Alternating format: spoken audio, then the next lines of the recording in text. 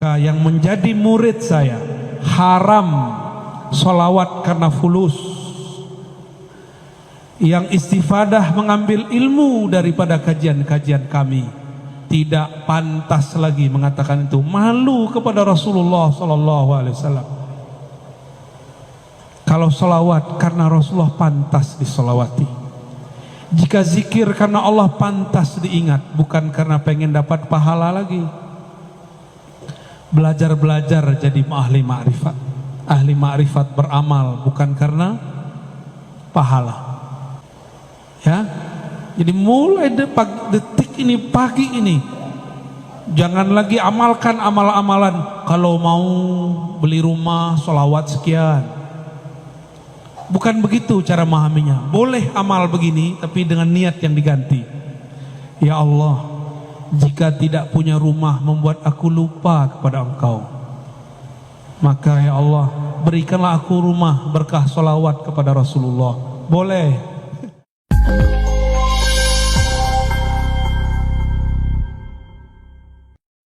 Assalamualaikum warahmatullahi wabarakatuh. Nama saya Jasri dari Ledok, Kabupaten Bengkayang. Semalam kami ke Sambas, Pak. Sekarang di Singkawang lagi untuk berjumpa Buya. Alhamdulillah. Jadi Buya, kami di sini minta ijazah talqin. Yang pertama, yang kedua, pertanyaan yang mau saya tanyakan, apakah Buya pernah bermimpi bertemu Rasulullah? Andai pun nanti Buya bermimpi, sampaikan salam saya. Terima kasih.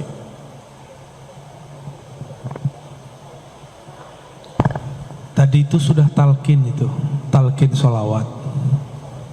Ya, antum itu langsung ijazahnya langsung dari Rasulullah secara rohani.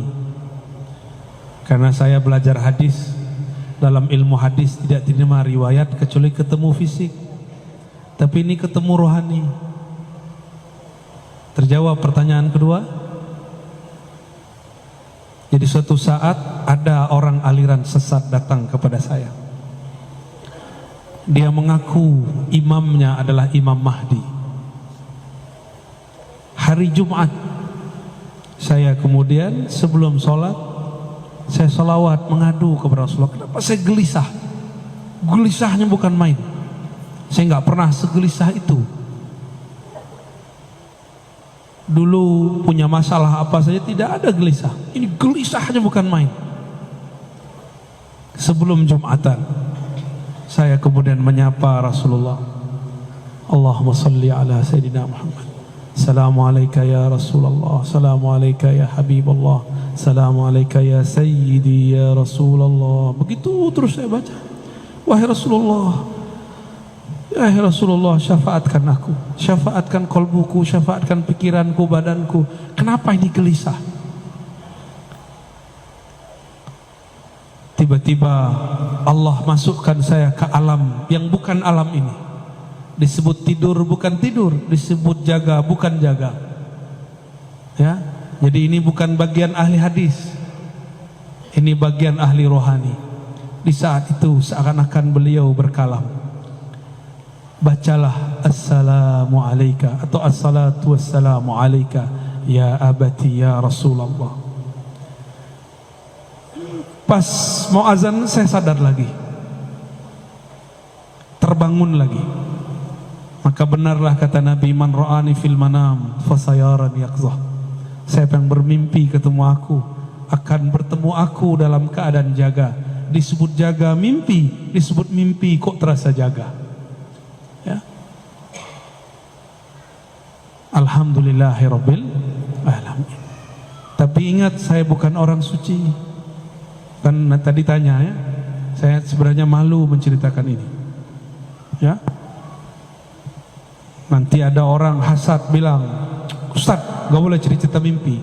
Mana dalilnya? Mana dalil gak boleh cerita mimpi? Gak ada dalilnya. Tapi jangan terlalu berlebihan dengan mimpi. Biasa aja, ya. Orang mimpi belum tentu dia wali. Sebagaimana yang tidak mimpi belum tentu tidak wali. Ya, paham? Jadi mimpi itu terjemahan dari alam sadar. Kita ini punya kesadaran alam bawah sadar. Dia sadar tapi di alam bawah sadar. Ini ternyata maksud kalam Nabi. Bainama ana naimun wal yaqazah. Antara aku tidur dan bangun, itu disebut alam bawah sadar. Nabi sudah sebut istilahnya 14-15 abad yang lalu. Ahli psikologi baru menemukan istilahnya sekarang. Mereka sebut trans, tapi mereka pun bingung trans itu apa, karena trans yang mereka tahu cuma Trans Jakarta, Pontianak, Singkawang. Allahumma salli ala Sayyidina Muhammad. Baiklah, penanya berikutnya kita bagi sesi dulu, Pak. Silakan.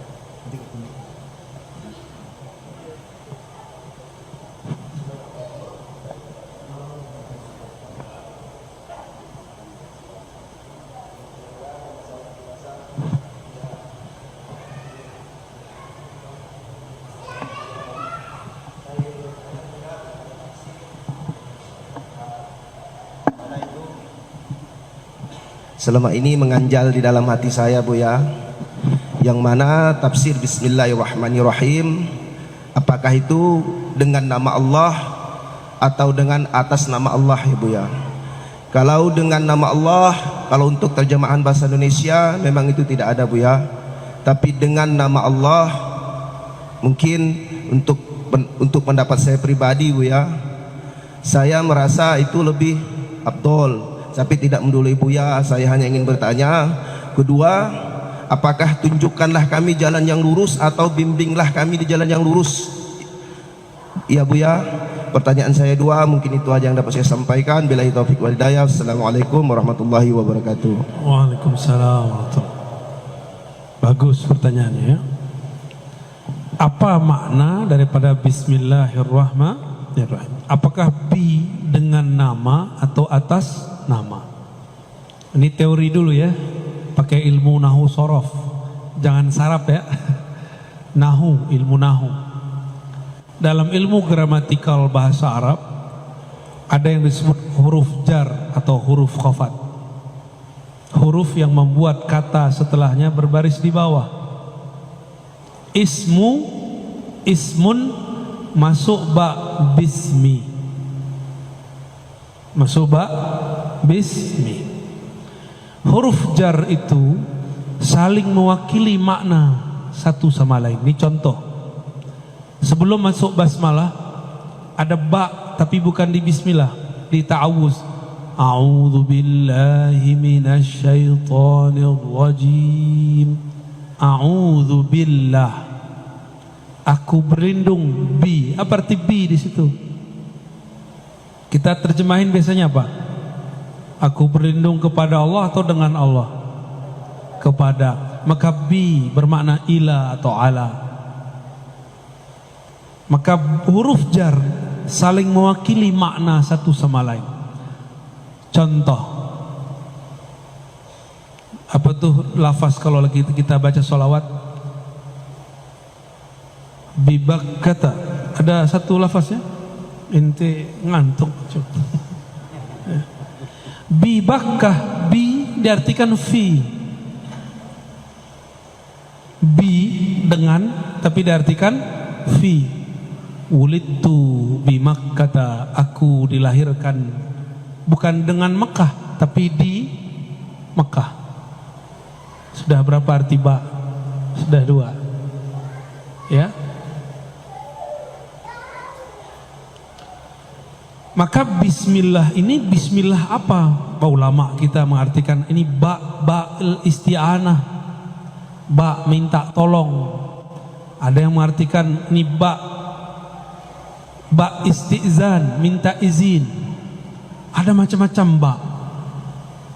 Ada yang mengartikan fi, dalam nama Allah, dengan nama Allah.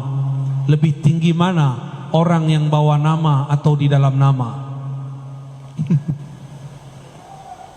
Nama tidak pernah terpisah dari yang punya nama. Ini Ar-Razi, ya ini badannya. Maka saya yang di dalam nama Ar-Razi itu.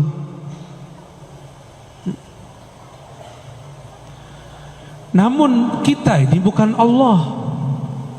Maka tidak boleh mengatakan dengan atau di dalam nama Allah, aku di dalam Allah, Allah di dalam aku. Itu ajaran sesat. Berarti dia mengatakan dirinya bersatu dengan Allah. Itu pun tidak boleh. Akidah Ahlus Sunnah melarang itu. Itu akidah orang-orang sesat. Kita bertasawuf, kaidahnya harus akidah Ahlus Sunnah wal Jamaah. Tidak boleh keluar, satu jengkal pun tidak boleh keluar, satu jari pun tidak boleh keluar. Keluar zindik. Keluar zindik.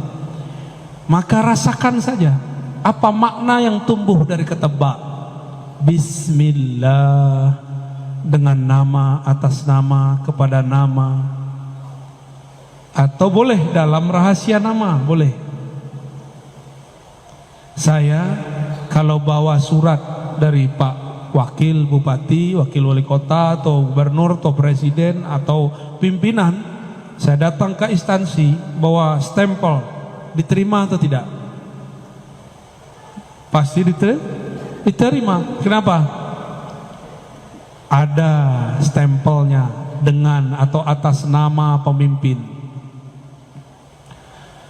Dulu guru-guru kita juga begitu. Jika ada santri datang kepada syekh, kalau bawa nama temannya pakai surat, saya bawa surat dari guru saya, dibuka, walaupun ada antri 1000 pasti dia yang didahulukan.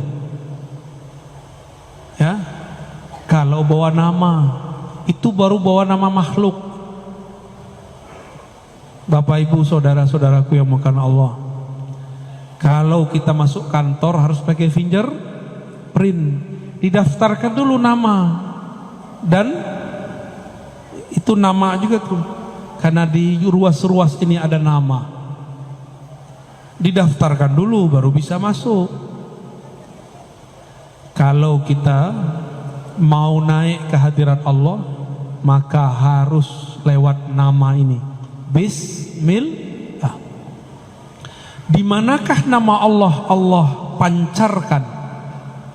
Allah pancarkan pada qalbu baginda Rasulullah sallallahu alaihi wasallam. Maka orang-orang yang berselawat kepada Rasulullah, dia sebenarnya sedang masuk ke dalam rahasia nama. Jadi orang selawat itu kenapa cepat kepada Allah? Karena dia masuk ke dalam rahasia nama. Dan ini tidak ada pada zikir-zikir yang lain, hanya ada pada zikir selawat. Itulah rahasianya yang kita sebut malam tadi di Sambas, ya. Di surat Taubah basmalahnya diakhirkan, wabil mu'minina raufur rahim. Dan terhadap orang beriman, Rasulullah mempunyai 2 nama yang merupakan nama Allah, Rauf Rahim. Rauf Rahman, sama, mirip, walaupun berbeda beberapa. Rahim.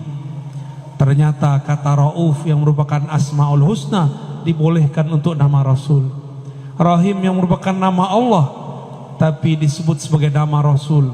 Rasul yang Rauf, Rasul yang Rahim. Maka Allah menyayangi makhluk lewat Rasulullah. Maka siapa yang berselawat kepada Rasulullah, dia telah masuk ke dalam rahasia nama-nama Allah. Inilah rahasianya kenapa sholat jadi sah ketika kita Bismillah. Inilah rahasia juga kenapa mazhab Malik, di mazhab Malik lama tidak ada basmalah di Fatihah, tapi dia tetap membaca sholawat di akhir, maka sah sholatnya. Ya, karena itu rahasia nama. Wallahu a'lam bishawab. Maaf, kita berikan kesempatan dulu untuk akhwat ibu-ibu. Satu pertanyaan, silakan Bu. Nanti kita rolling. Kalau tidak ada, saya sarankan kepada bapak-bapak. Tunggu dulu Pak. Ada, silakan.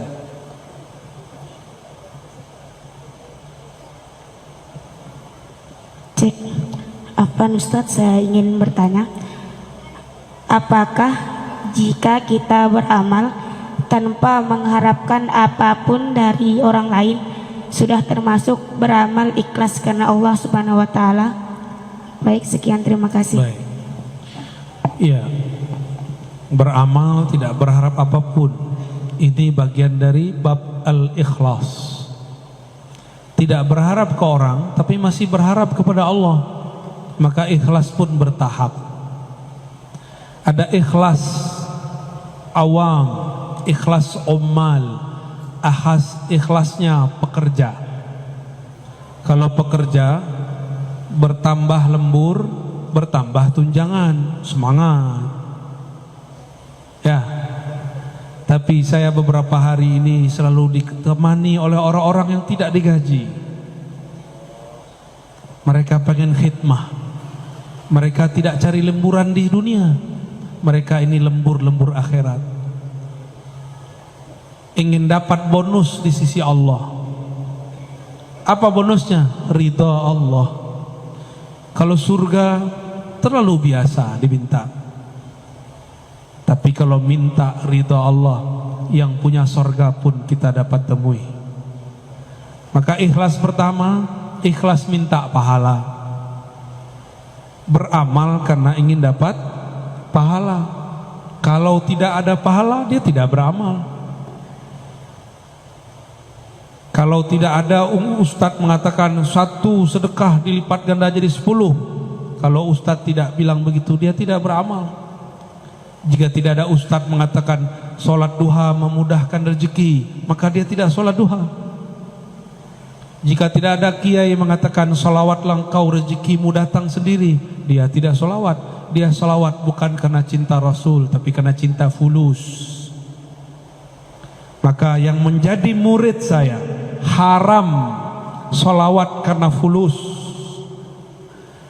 Yang istifadah mengambil ilmu daripada kajian-kajian kami tidak pantas lagi mengatakan itu. Malu kepada Rasulullah SAW.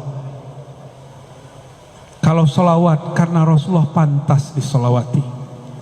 Jika zikir karena Allah pantas diingat, bukan karena pengen dapat pahala lagi. Belajar-belajar jadi ahli ma'rifat. Ahli ma'rifat beramal bukan karena pahala.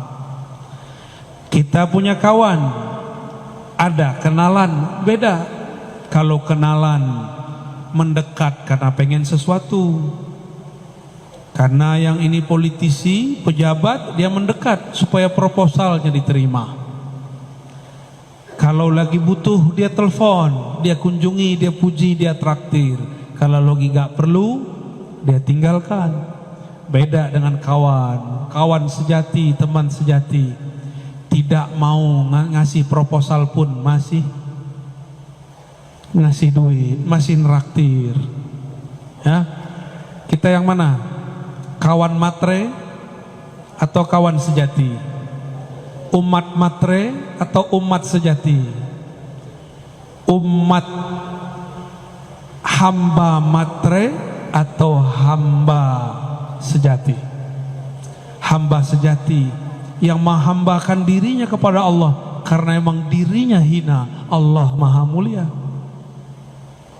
Ya, jadi mulai detik ini, pagi ini, jangan lagi amalkan amal-amalan. Kalau mau beli rumah, sholawat sekian.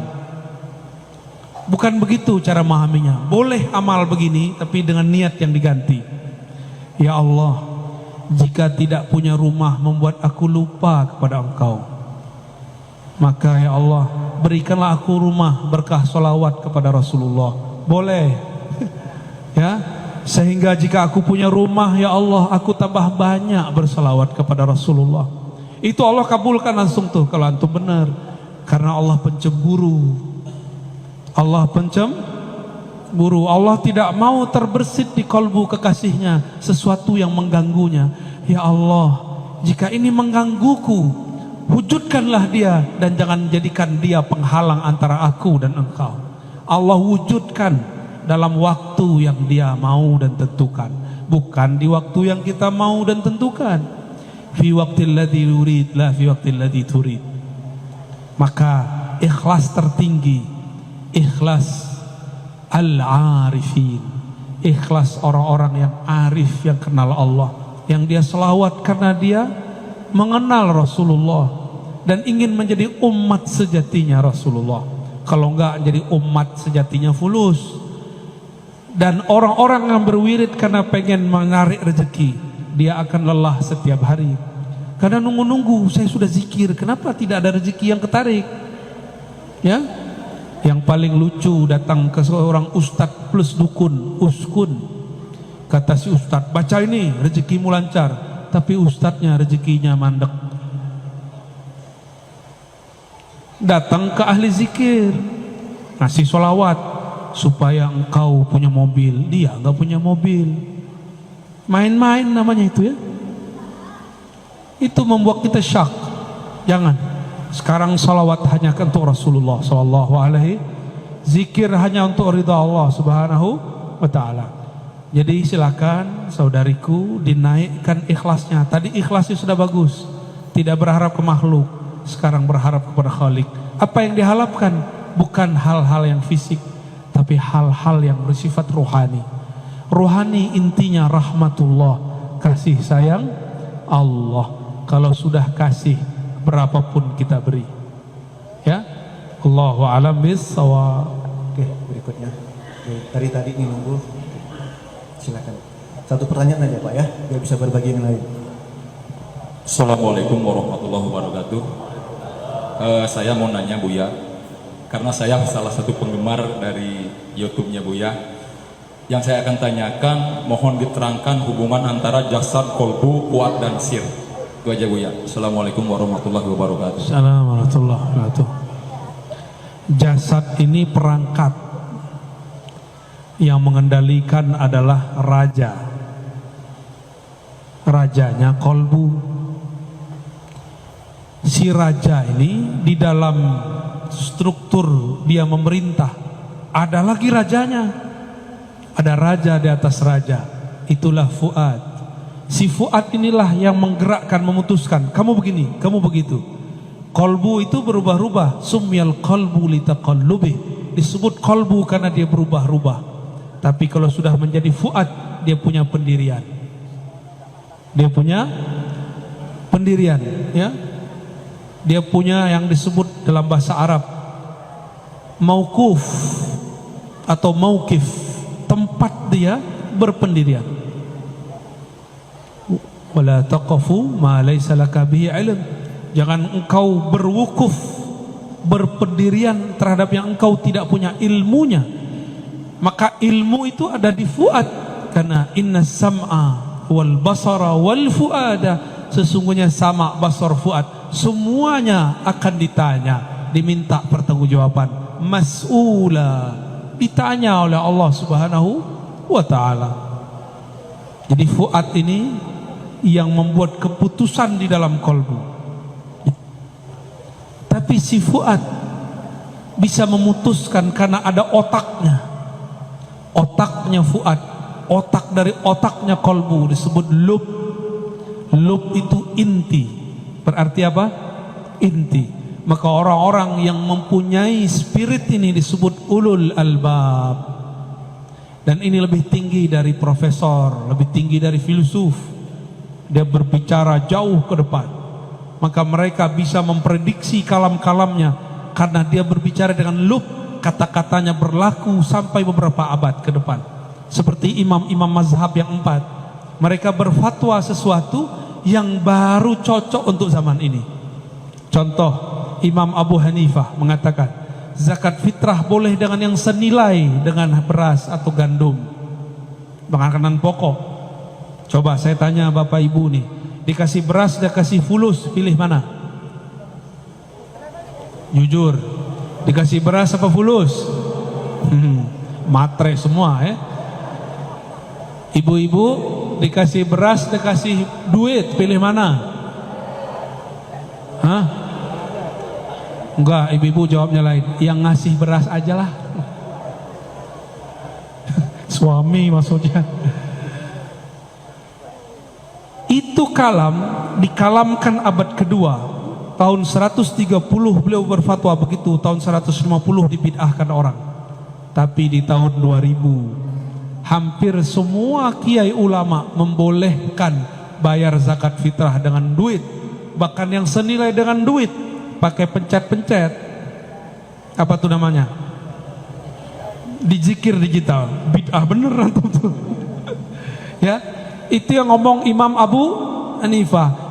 Abad kedua dia berbicara, 12 abad setelahnya baru terang benderang dia berbicara dengan lubnya. Lain dengan Imam Syafi'i. Imam Syafi'i berbicara dengan ruhnya. Kata beliau, wajib baca Fatihah dalam sholat, mau imam mau makmum, karena munajat kepada Allah tidak dapat diwakilkan. Jadi Allah kasih anugerah lub kepada Abu Hanifah, agunah ruh kepada Imam Syafi'i, ma'rifatul ruh. Semuanya dapat ilmu ini, tapi yang mereka sampaikan ini beda-beda ilmu. Udah gitu ya, terjawab. Alhamdulillah. Alhamdulillah. Oke, Pak Ustadz dari tadi nih udah silakan Pak Ustadz.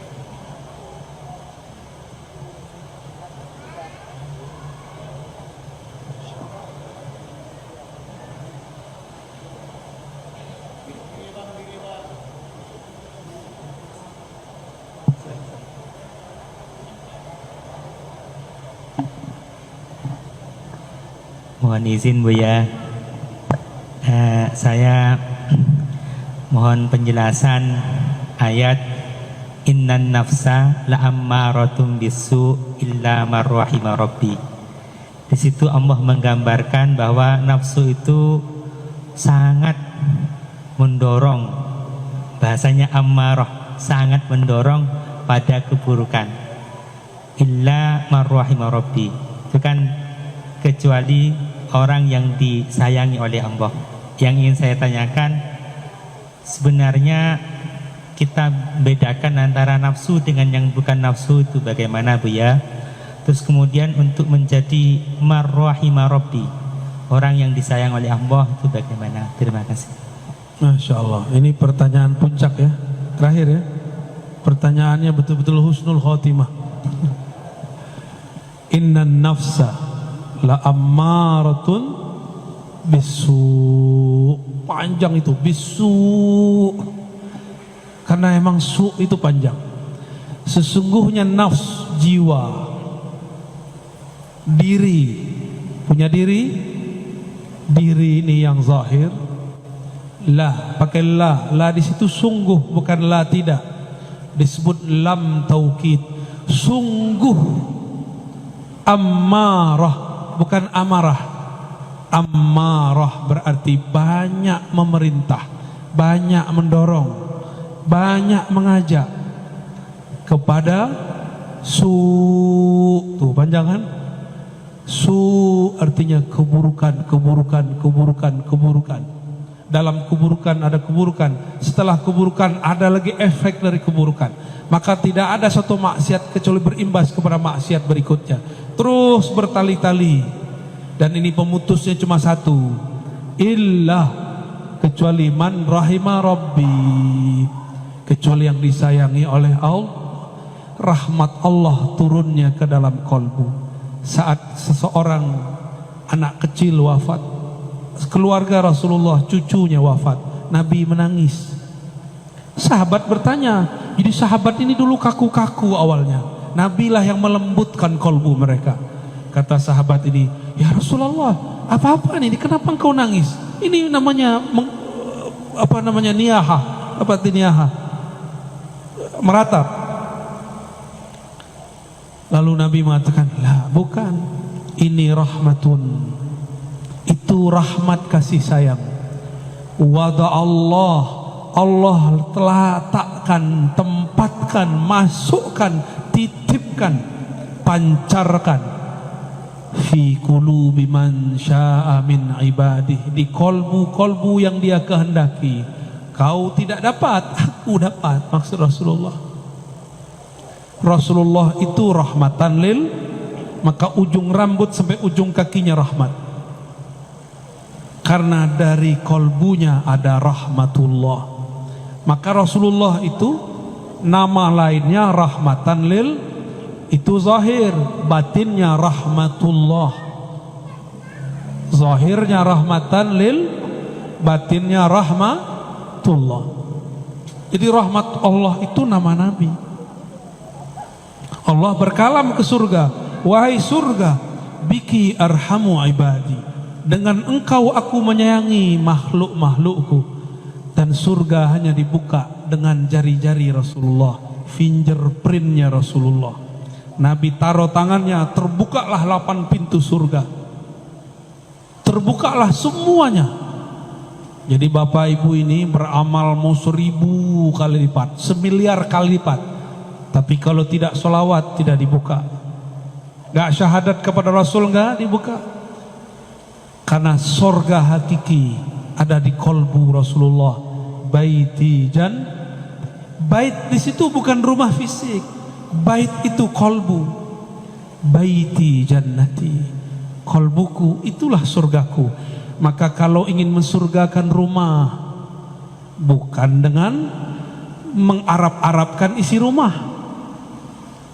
Welcome diganti ahlan bikum, ahlan wa sahlan, marhaban. Itu bahasa Arab. Taruh bahasa Arab itu di kolbu, taruh maknanya di dalam kolbu. Maka di kolbumu ada rahmatullah. Hanya orang-orang yang di kolbunya ada cinta kepada Allah dan Rasulullah, ada nur rahmah, maka pasti dia sayang hatta kepada musuh-musuhnya. Ya, kita hadir pagi ini karena rahmatnya Rasulullah SAW.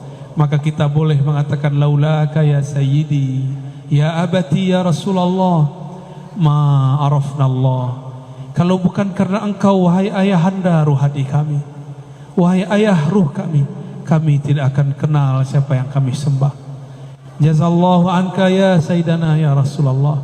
Semoga Allah membalasimu, mengangkat derajatmu, meletakkan engkau pada maqam mahmud, maqam yang mana dengan maqam itu engkau memberi syafaat kami.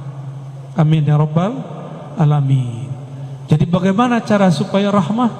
Kenali rahmahnya Rasulullah. Maka jika ada kelompok mengatakan ikut Nabi, ikut sunnah Nabi, tapi tambah keras, mungkin dia belum mengenal sang Nabi, dia baru mengenal hadis Nabi.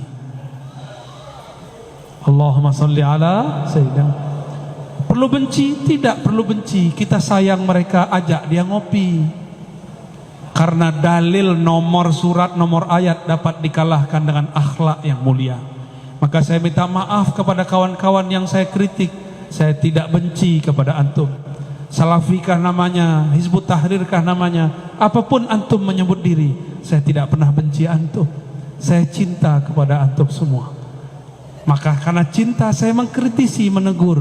Namun kadang-kadang dalam mengkritisi mungkin saya su'ul adab. Saya minta ampun kepada Allah Subhanahu wa ta'ala. Allahumma salli ala sayyidina. Khalas? Ada satu pertanyaan dari Pak Kiai.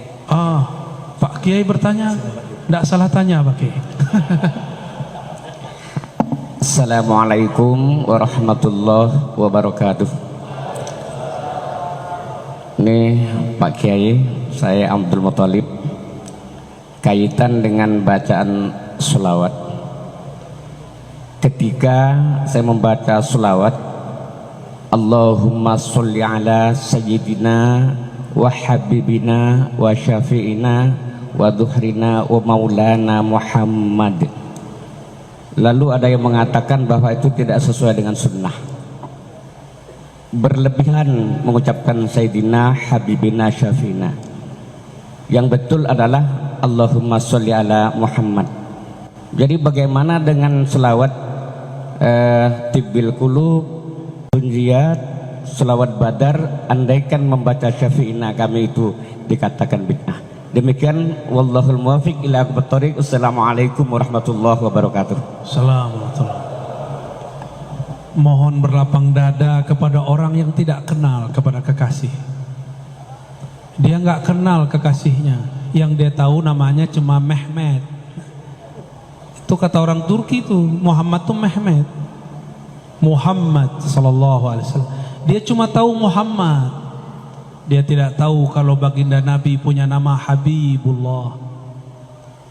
Ya, punya nama As-Sayyid. Beliau sendiri yang berkalam, ana sayyidu waladi Adam.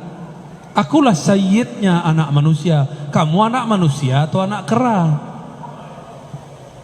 Kalau engkau bersayyid kepada Rasulullah, katakan sayyidi, sayyidina, sayyidi, sayyidku, tuanku, sayyidina, tuan kami. Giliran Syekh Ibnu Taimiyah disebut Syekhul Islam, Al-Mujtahid Al-Mutlaq. Kenapa Nabi Muhammad tidak boleh dikasih gelar Syaikhi wa Maulai? Kenapa tidak boleh? Sayyidina Umar datang kepada Sayyidina Bilal. Apa kata beliau? Marhaban bi maulana wa maula maulana. Hadis sahih. Silakan cari sendiri. Mungkin mereka belum kenal riwayat ini. Ini orang-orang terdekat Rasulullah. Adakah iman kita yang lebih tinggi dari Abu Bakar As-Siddiq radhiyallahu ta'ala anhu? Ada yang lebih tinggi dari Sayyidina Bilal, Sayyidina Abu Bakar, Sayyidina Bilal, Sayyidina Umar? Sayyidina Umar ketemu Sayyidina Bilal yang hitam legam. Kalau berbicara cuma giginya yang terlihat. Maka dicandai oleh sahabat Abu Darda. Ya Aswad, oi keling, oi tam. Bilal enggak terima.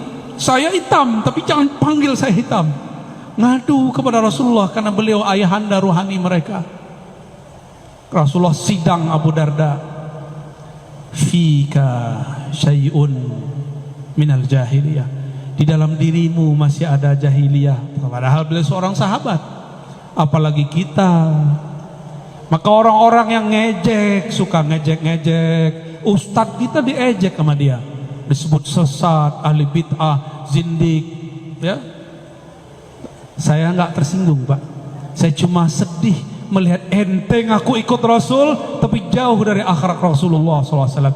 Inna fikum syai'an bal asya' minal jahiliyah. Di dalam diri kalian masih banyak jahiliyah. Ciri-ciri suka merendahkan orang, suka mengata-ngatai, melabeli orang dengan kata-kata sesat, kata-kata zindik. Apalagi ada yang tahu gelar saya di sana di alam YouTube? Hah? Subhat. Udah wajah hantum dan aneh. Lebih subhat wajah aneh emang. Subhat. Apalagi? Khurafat, dongeng, ya.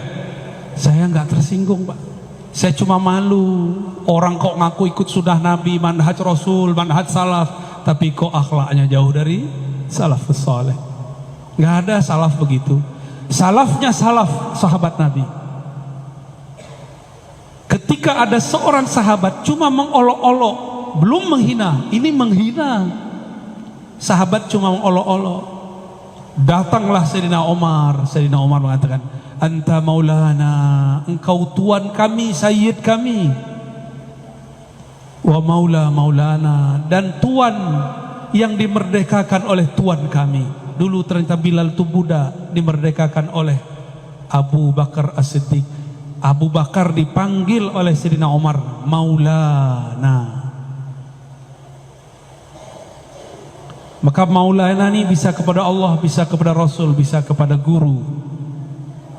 Ya, gimana?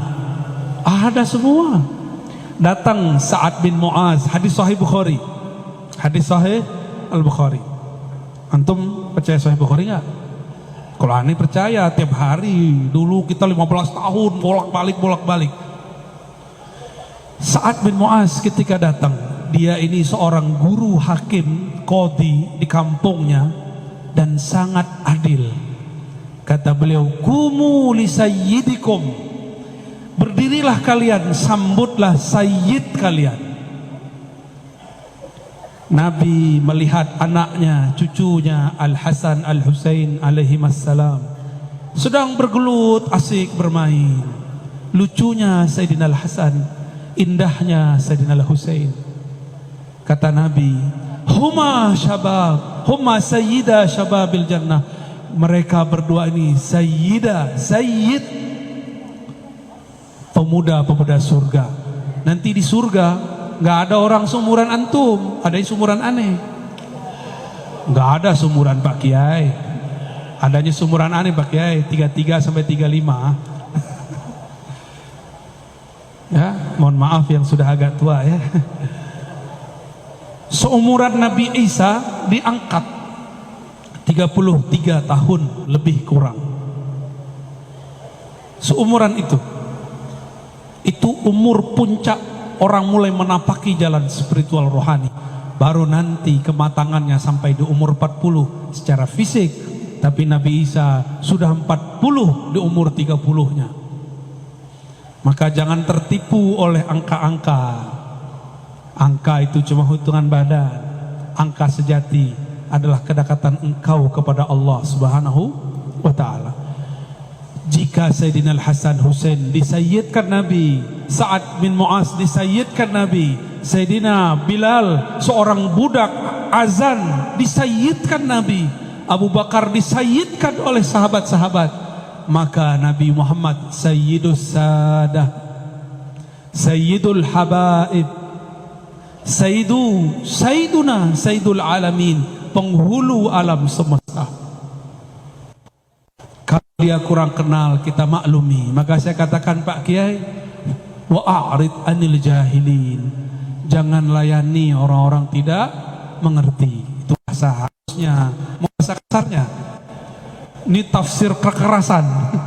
Wa'arid anil jahilin, janganlah engkau melayani orang-orang yang jahil, bodoh, jahil murakkab. Saya ambil yang pertama aja ya, itu sisi kegelapan saya. Demikian Bapak Ibu yang dimuliakan Allah, semoga Allah meridhoi yang hadir. Semoga Allah menjadikan kita betul-betul hamba sejati. Semoga ruhaniyah Rasulullah menerima kita sebagai anak-anak ruhaninya.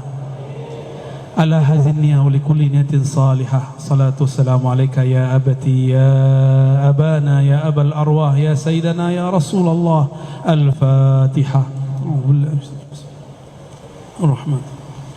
Iyyaka na'budu wa iyyaka nasta'in. Shiratal ladzina an'amta 'alaihim ghairil maghdubi 'alaihim waladdallin. Amin. Ini yang dapat saya sampaikan. Enggak kuat saya doa, Pak. Ya, mohon maaf enggak kuat doa ini. Kalau doa bisa tumbang-tumbang nanti ya. Nanti Bapak yang susah nanti yang ngurus saya. Mohon maaf jika ada salah dan kurangnya. Salam cinta dari saya semua. Assalamualaikum warahmatullahi wabarakatuh. Waalaikumsalam warahmatullahi wabarakatuh. Terima kasih Buya.